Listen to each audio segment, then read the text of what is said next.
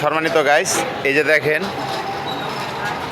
Pick up direct হইয়া কামটা করছে কি, ডাইরেক্ট হইয়া এক দোকানের ভিতরে ঢুকে গেছিল। এই জানি যে বসকে আলাইছে ডাইরেক্ট গেল আসবে না, ভেঙে আলাইছে। এই জানি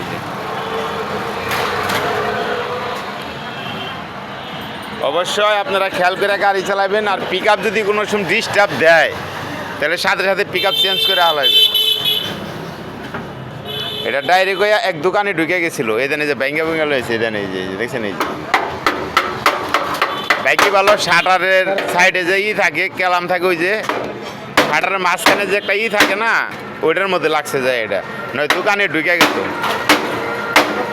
অবশ্যই আপনারা একটু খেয়াল করে গাড়ি চালাবেন।